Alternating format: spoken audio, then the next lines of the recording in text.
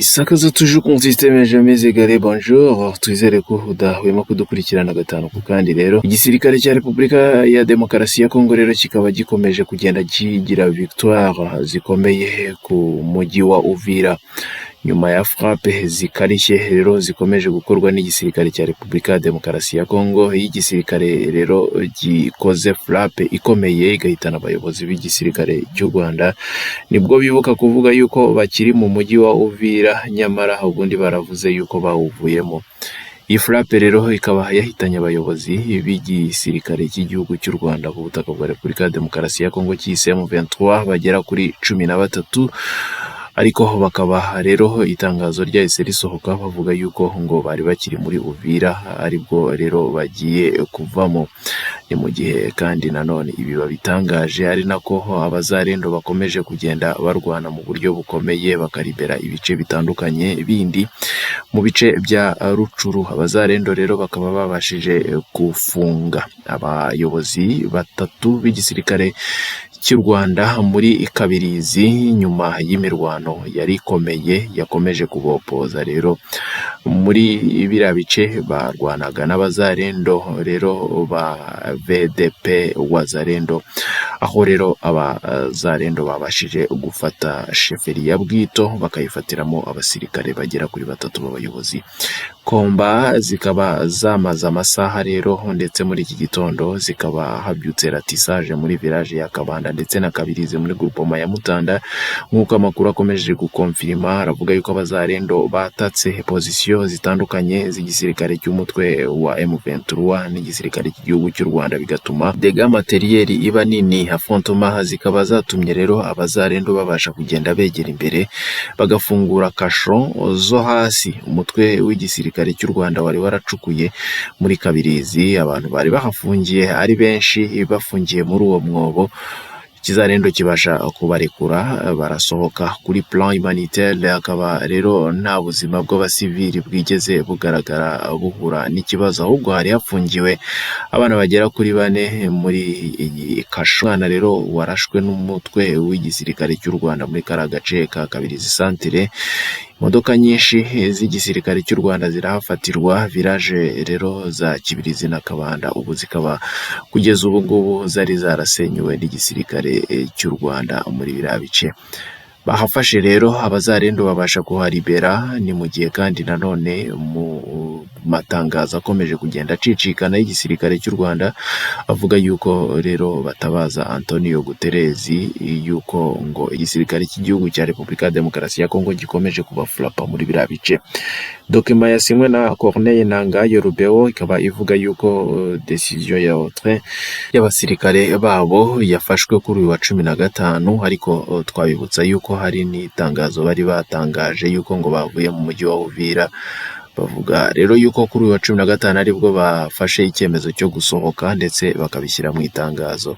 Itangazo rya mbere ryari ryasohotse ryari ya coverage cyangwa se ya reportage ya Al Jazeera, ubwo Al Jazeera yatangazaga yuko ngo bavuye mu mujyi wa Uvira bakagaragaza n'ibimodoka bitandukanye, nyamara bo buzuye muri Uvira. Muri iyi letre baravuga yuko ngo basaba MONUSCO kuza kurinda abasivili ngo no gukomeza ngo kureba abantu barimo hariya ngo kugira ngo babashe ngo kusohokamo mu buryo bugaragara kandi cessez-le-feu ikomeze ngo gucungwa. AFC ikaba rero yatangaje yuko ngo ikuye amayinite yayo ngo mu mujyi wa Uvira ngo kandi ngo n'ibindi bice biri strategique bigomba ngo gusigaramo cyane cyane protection y'abaturage ya MONUSCO ngo ndetse ngo ntago ari igisirikare cya Repubulika ya Demokarasi ya Kongo kigomba kuhaza. Iyi muvoma y'igisirikare cy'igihugu cy'u Rwanda ikaba ivuga yuko ngo menace ku mujyi wa Uvira ngo ari nini cyane kubera igisirikare cy'u Burundi n'igisirikare cya FDLR. Bakavuga yuko ngo abazarendo n'abamerceneri ngo yewe na FARDC ngo bashobora guhita binjira mu buryo buri direct muri Uvira, bityo bisaba yuko ngo iyi MONUSCO iza ngo gusupervisa kuva mu mujyi kw'aba basirikare b'igisirikare cy'igihugu cy'u Rwanda. Itangazo ryasuzuguwe mu buryo bukomeye. Igisirikare cy'u Rwanda kikaba kivuga yuko gishobora kuzahita cyongera kudeploya mu mujyi wa Uvira mu gihe hashobora kubamo ikawo iyo ari yo yose. Tukaba dukomeje kugukurikiranira gatanu ku kandi rero isakaza tuje turagaruka mu kanya tuguha n'izindi updates. Twizere ko udahwema kudukurikirana gatanu ku kandi rero tuje kugira ngo tuguhe izindi updates. Abakombata bagera ku 9 b'igisirikare cy'igihugu cy'u Rwanda bakaba bamaze kwishyira mu maboko y'ikizarendo rero muri iki gitondo. Bikaba bikomeje kugenda bikonfirmwa yuko rero Force Patriotique pour la Paix Armée du Peuple imaze gufata abasirikare b'igihugu cy'u Rwanda rero bamaze kugera muri lokalite ya Munzowa muri groupement ya Kisimba muri territoire ya Walikale muri Nord Kivu. Amakuru arakonfirma yuko aba bakombata bavuye muri territoire rero ya Lubero nyuma yuko bo ubwabo bagiye babikonfirmira isagaza. Baravuga yuko bahunze souffrance ndetse n'ibibazo biri muri iyi rebellion. Amakuru arakonfirma yuko kandi nanone aba bakombata baje nyuma y'abandi batanu bari barishyikirije igisirikare cya FARDC ndetse n'abandi 9 bandi bafashwe n'igisirikare cya Repubulika ya Demokarasi ya Kongo ubwo habagaho kugwa rero kw'ibice bya Makobora. Ni mu gihe kandi nanone hari n'abandi bagera kuri 25 babashije gutoroka ubwo rero umujyi wa Goma wafatwaga. Ubuyobozi bw'igisirikare cya Repubulika ya Demokarasi ya Kongo bukaba bakomeje gukonfirma yuko aba basirikare bamaze kugera mu gisirikare cya Repubulika ya Demokarasi ya Kongo bafunzwe, ariko mu gihe bakomeje gukorwaho iperereza bakaba bari guhatwa ibibazo. Ni mu gihe kandi bavuga yuko abareberi benshi bakomeje kugenda basanga igisirikare cya Repubulika ya Demokarasi ya Kongo ndetse bakagaruka bakabasha kubajyana muri training kugira ngo bongere kubagaruramo rero ibitekerezo bya FARDC. Bakaba rero bamaze kugera mu maboko y'abazarendo na FARDC ndetse no mu bice bya Fatwa.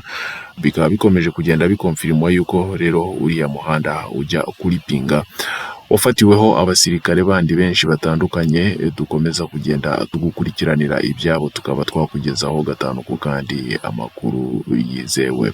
Igisirikare cya Repubulika ya Demokarasi ya Kongo kikaba gikomeje rero kurwanira muri biriya bice, ari nako kandi nanone bakomeza gusaba rero igisirikare kuramfurusa cyane discipline yacyo muri biriya bice.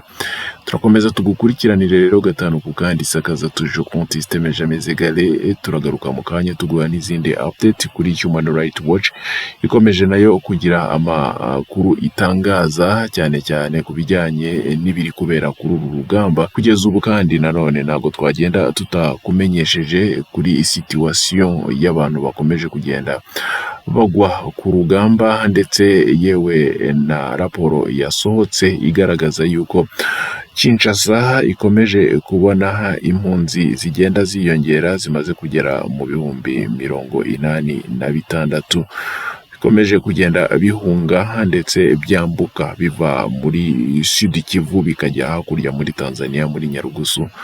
Minisitiri rero Bazaiba akaba yarasuye izi nkambi agasangamo abaturage benshi bagiye bahunga mu minsi yashize, aho bamusobanuriye byinshi ku musaraba bagiye bahura nawo muri biriya bice mu nzira zabo bahunga bava muri Bukavu berekeza rero muri Uvira, aho barinze basangwa muri Uvira bakambuka bakajya muri Tanzania. Turakomeza tugukurikirane gatanu ku kandi sakaza tuje konti systeme jamais égalé. Turagaruka mu kanya.